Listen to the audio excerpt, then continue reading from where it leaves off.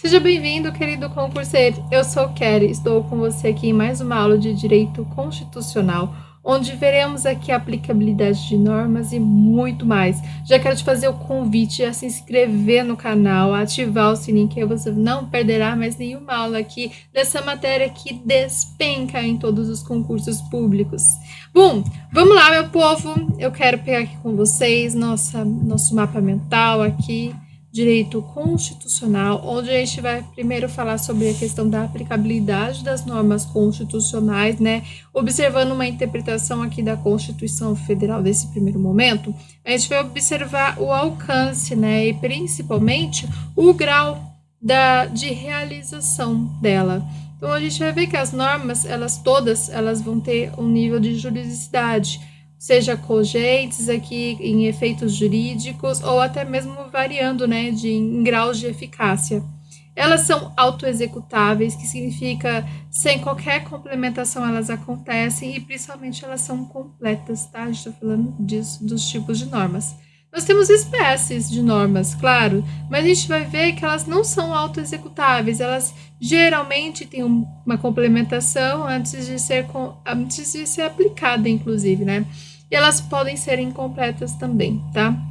Nós temos as normas programáticas, né, que vão mostrar diretrizes de políticas públicas, como um exemplo, e normas de estruturação, que é aquela lei orgânica, né, que vai organizar o funcionamento principalmente, tá? São esses dois tipos de normas, de programáticas ou de estruturação. No Brasil, nós temos algumas classificações de normas constitucionais, né? A primeira que levamos em consideração é da eficácia plena, que ela entra em vigor e logo ao entrar em vigor ela vai produzir o que tem de possibilidade aí, ou seja, todos os seus efeitos começam a ser aplicados, tá? Elas são autoaplicáveis, tá? Então, independe aqui de uma lei posterior para que ela seja regulamentada, por exemplo, né? E para alcance o seu sentido, né? Pode até existir, né? Mas não vai depender, tá? Então, elas podem ser, né? Uma das características dessa eficácia aqui plena. Inclusive, deixa eu até abrir aqui para a gente poder acompanhar juntos os tópicos, né? Que a gente está primeiro da eficácia plena. A gente vai ver que elas não são restringíveis, né? Em caso de lei, a gente tem eficácia plena. Não está limitada à aplicação de outra lei, né? Uma regulamentadora, no caso. E a sua aplicabilidade, ela entra aí diretamente. Então, não depende da norma regulamentadora, ela é já em nível imediato, então apta a efeitos desde que foi promulgada, e ela também sente aqui o efeito de ser integral, não vai sofrer limitação ou até mesmo restrição aqui, né, no caso. Mas a gente não tem somente as de eficácia plena, temos também de eficácia contida, ou também conhecida como prospectiva, tá? Que são aptas a todos os efeitos, sim, desde sua promulgação, mas ela pode ser restringida pelo poder público. O legislador, ele pode sim ter aquele ato de discricionário, né? Não precisa editar a lei, mas pode fazer, né? Então, a gente tem um exemplo, uma lei que estabelece aqui a restrição, por exemplo, de profissões. A gente tem um exemplo claro que é o advogado, ele só pode atuar como advogado se ele passar no exame da OAB. Tá? A gente está restringindo aqui a atuação dele. A gente vê como característica, elas são autoaplicáveis, né, aptas a independente de lei reguladora. Elas geralmente acontecem antes da lei ser publicada, vai exercer a função plena. Depois que acontecer a regulamentação, a gente vai ver que vão ter restrições, ok? São restringíveis, ou seja, falar de nível de limitações, via lei, né? Por exemplo, uma greve, né, de iniciativa privada é um exemplo. Nós também temos outras normas de constituição aqui do Estado, por exemplo, de sítio, né? E conceitos éticos jurídicos, né, que são indeterminados, né? Uma iminente aqui perigo público, né? A gente vai encontrar essas leis aqui que vão ajudar na regulação, tá ok? A aplicabilidade delas são diretas, ok? Não vai depender de uma norma regulamentadora, pode ser uso imediatamente, né? e é possivelmente aqui não integral. Pode aparecer, sim, limitações, como eu falei depois. Já a eficácia que é limitada, a gente vai ver que ela vai depender de uma regulamentação aqui no futuro, para que ela comece a produzir todos os seus efeitos. Enquanto isso, ela fica lá, paradinha. Enquanto não houver, direito não pode ser o seu usufruído, tá? Por exemplo, eu quero ter uma greve dos servidores públicos. Para isso, a Constituição fala: vamos otorgar a greve somente mediante a apresentação de uma edição de lei ordinária para regulamentar essa greve, tá? A gente falou isso, inclusive, em outras aulas aqui, aulas anteriores, né, sobre o caso da greve. Nós temos características, né, dessa eficácia aqui que é limitada, né? Elas não são autoaplicáveis, vão depender de complementação aqui legislativa para que ocorra aqui os seus efeitos, tá? A aplicabilidade dela é indireta, ou seja, vai depender de norma regulamentadora, tá? De modo imediato, quer dizer, modo mediata, né? Onde temos o texto constitucional, não é suficiente aqui para que ela se concretize, e ela é reduzida no seu grau de eficácia aqui restrito, ok? Vamos olhar qual que é a diferença, né? Para que a gente não tenha dúvidas ou até mesmo confusões da eficácia contida para a eficácia limitada. Vamos ver as diferenças, né? A contida, ela é apta a produzir todos os seus efeitos desde sua promulgação, né? E caso haja, somente se caso houver, né, uma lei posterior, ela vai restringir a sua aplicação. Guarda lá o caso dos advogados, qual o B. Já a eficácia limitada, ela não está apta a produzir todos os seus efeitos logo quando for promulgada. Então, ela vai depender de uma lei que vem posterior para que a gente amplie o nosso alcance. Lembra aqui do caso da greve, principalmente do direito público, né, de um servidor público. Tá? Essas são as diferenças para a gente não confundir. Está em nível de produzir efeito ou não logo quando é promulgado, principalmente, tá? Porque pode acontecer lei posterior nos dois casos, né? Então, vamos lá, pensar aqui numa subdivisão ainda dessa eficácia aqui limitada.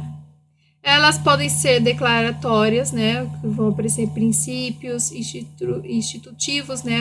Mas de uma forma organizada.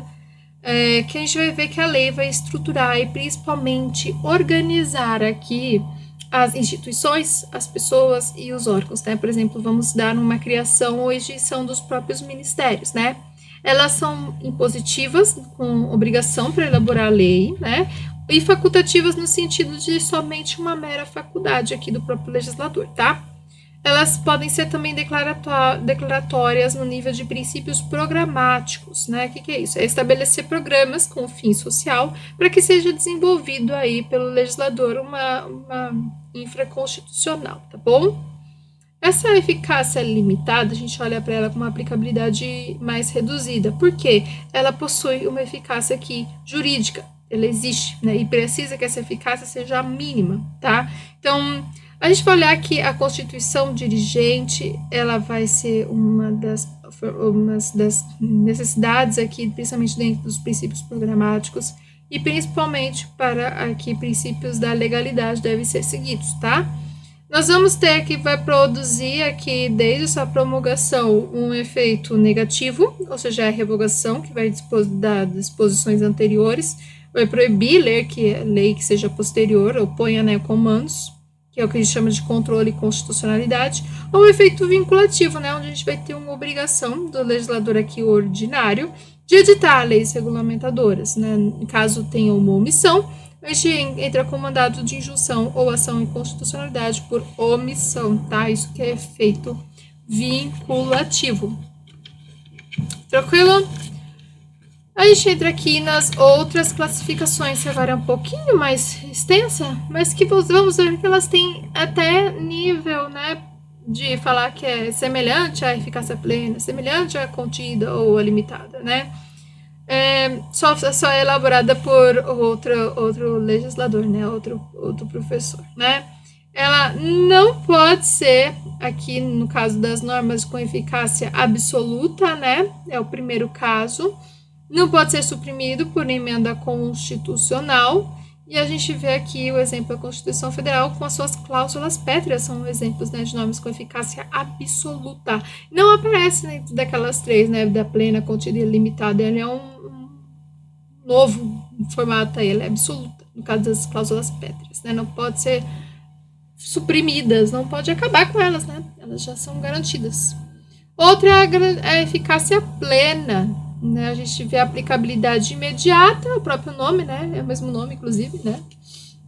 E depende de regulamentação para produzir todos seus efeitos e pode ser emendadas, alteradas aqui por emenda constitucional. Essa é uma das diferenças, né? Nós temos a eficácia relativa e restringível, que é a mesma da eficácia contida, né? Ela vai possuir a cláusula de redutibilidade, que vai poder, inclusive, restringir e permite atos infraconstitucionais aqui. A eficácia aqui ela pode ser restringida e suspensa dentro da Constituição, tá bom? A nossa outra possibilidade é a eficácia relativa, que ela é complementável ou dependente aqui de complementação, que significa que é o mesmo da eficácia limitada, vai depender de legislação infraconstitucional para produzir todos os seus efeitos, tá bom? E por fim, a eficácia exaurida, com aplicabilidade de ser esgotada. Então, seus efeitos cessaram, né? Não apresenta eficácia jurídica e não pode ser, inclusive, objeto de controle de constitucionalidade. Exauriu. A densidade aqui das normas constitucionais, a gente vai observar que é um sinônimo aqui de objetividade, né? Quanto mais a gente vê que ela é precisa e quanto menos necessária a atuação do legislador infraconstitucional, ou até mesmo quanto menos a Constituição empregar, né, expressões abstratas, genéricas, maior será aqui a sua densidade, é o que a gente chama de densidade das normas constitucionais, né, um termo aí que aparece muito em prova.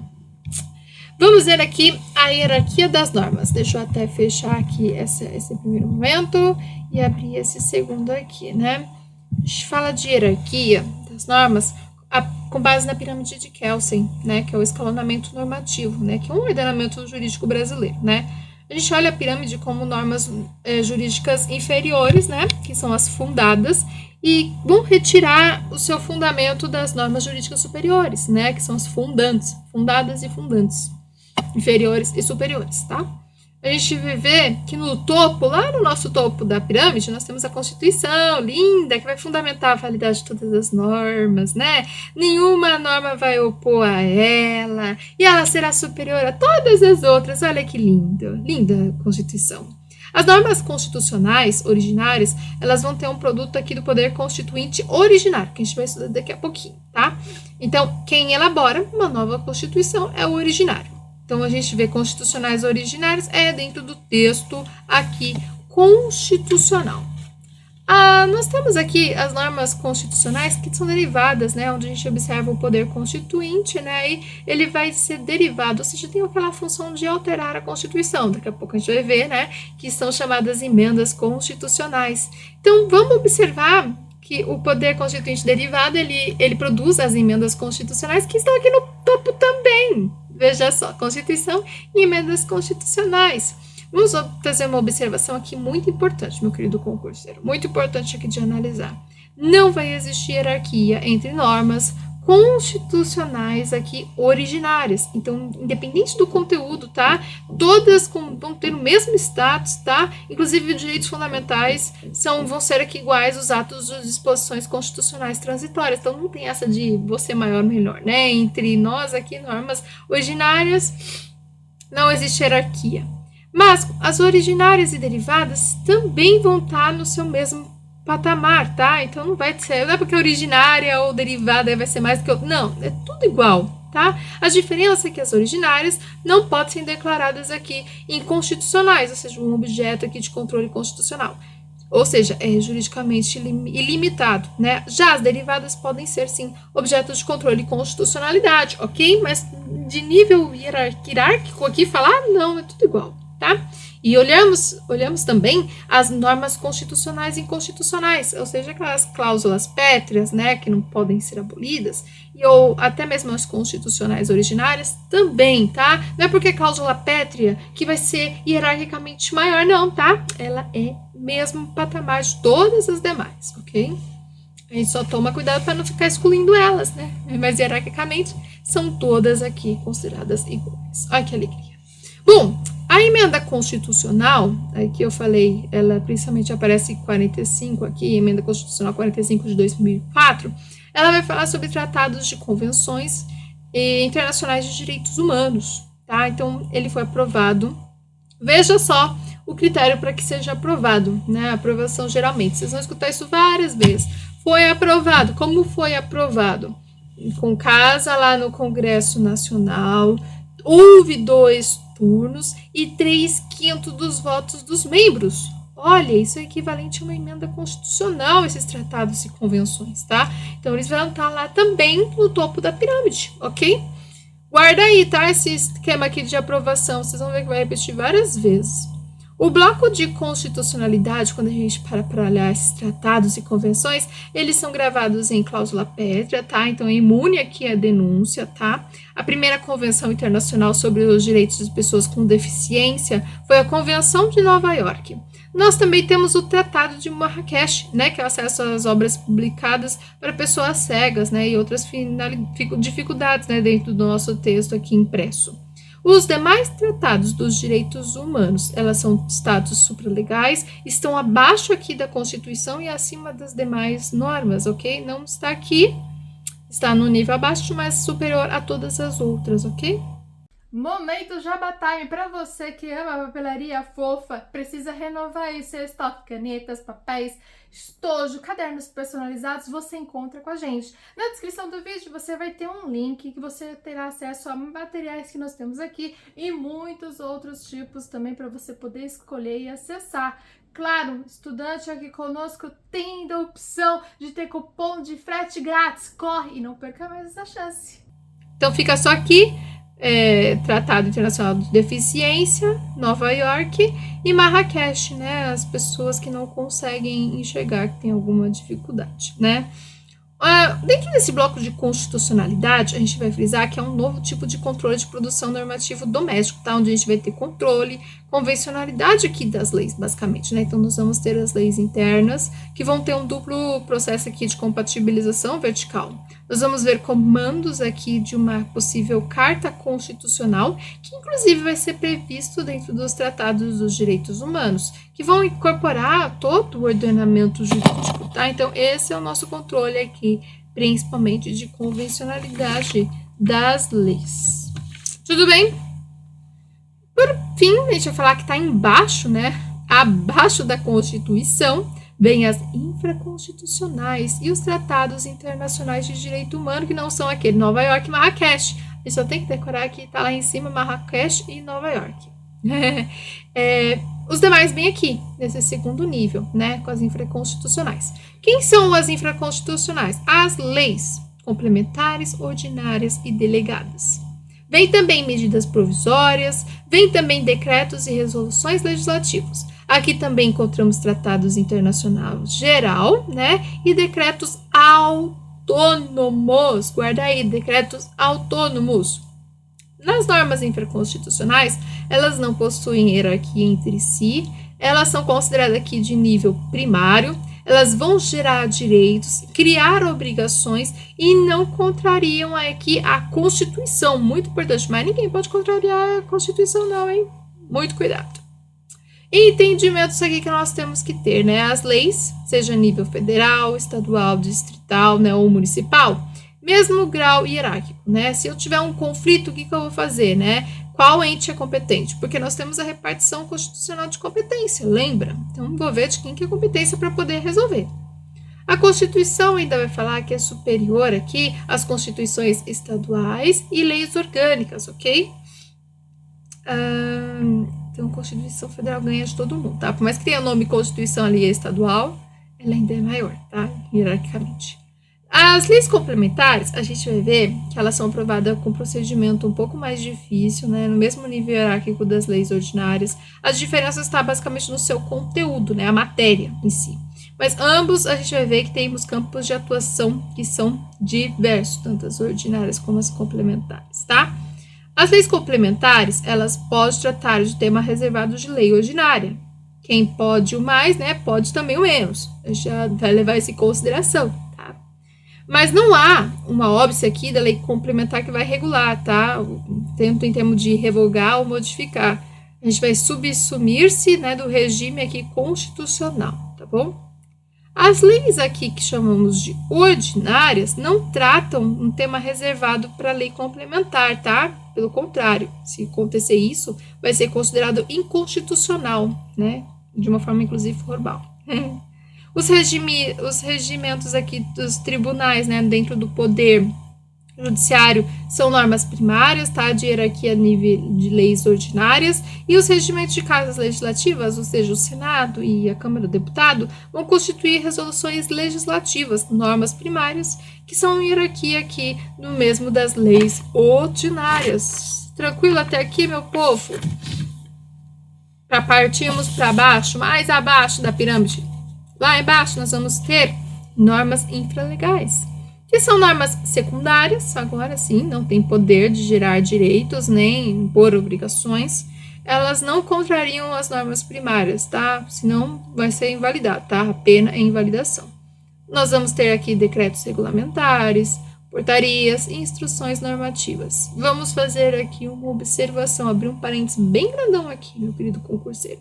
Não é decreto autônomo, que é aquelas normas primárias, tá bom? A gente tá falando aqui de decretos regulamentares. Não vá confundir na hora da sua prova esses termos, por isso já anota aí no papelzinho para saber que é diferente uma da outra. Regulamentar é uma coisa, autônomo é outra. Eita, chutei aqui sem querer.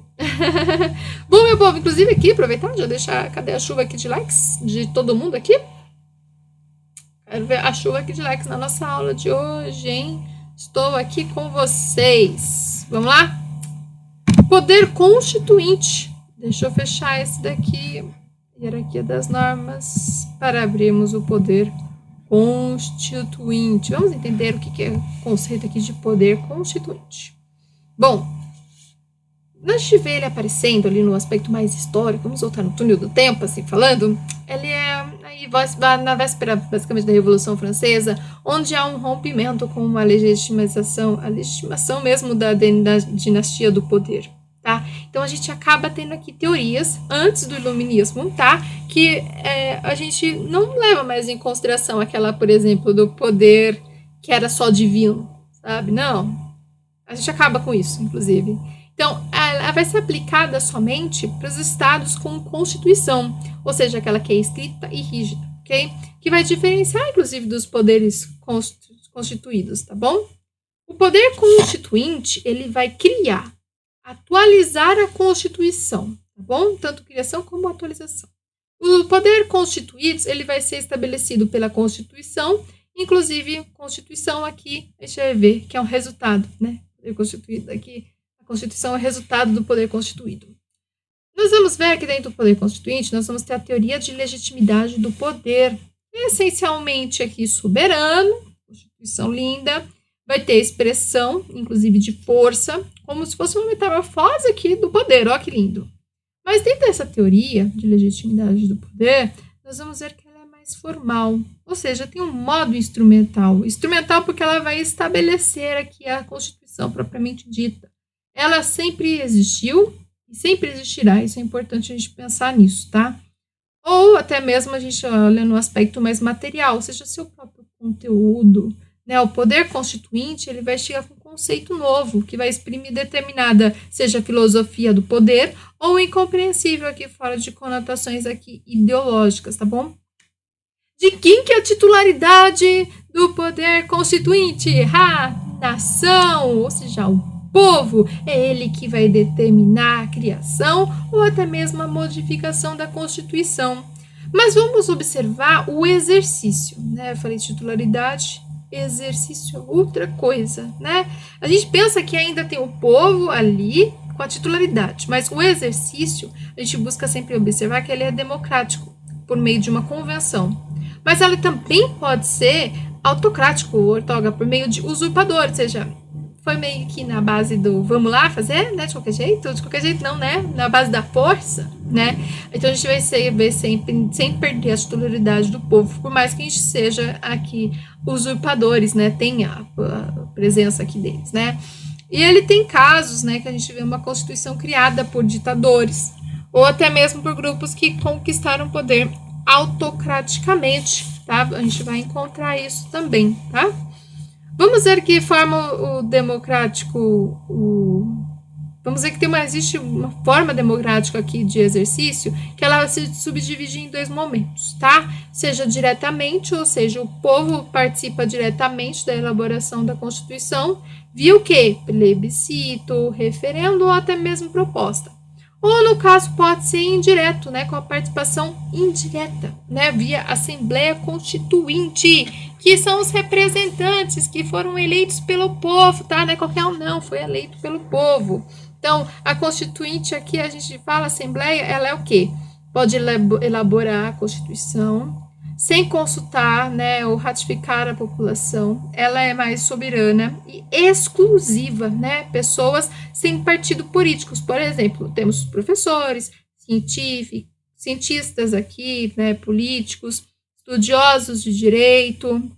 Então, eles vão participar aqui da elaboração, né? Eles são a famosa Assembleia Constituinte. Veja que a gente tem características aqui que já foram, né, delimitadas. Essa é a forma mais indireta de exercer, né, o poder aqui, né, a forma democrática. Mas vamos observar, inclusive, que a gente vai ver que em 1988 a soberania que ela permanece, mas ela não é exclusiva, tá? Para falarmos agora do poder constituinte, ele vai se dividir em originário, onde a gente tem uma criação de uma nova Constituição, que vai levar em conta as características, por exemplo, político, né, onde a gente tem um poder que é de fato, é uma corrente positivista, extrajurídico, né, anterior do direito, vai criar um ordenamento jurídico, que pode ser pré-constitucional, e vai ter fundamento à validade, uma nova ordem constitucional, ok? E a gente vai ver também a questão de inicial, né, como uma característica inicial. Tem o início numa nova ordem jurídica, vai romper a anterior e vai criar um novo Estado. Outra característica possível é que ele é incondicionado, ou seja, não se sujeita a qualquer forma ou procedimento, né? A gente vai ser predeterminado uma manifestação. Ele pode ser permanente, né? Manifesta-se a qualquer tempo, não se esgota e aguarda um novo chamado.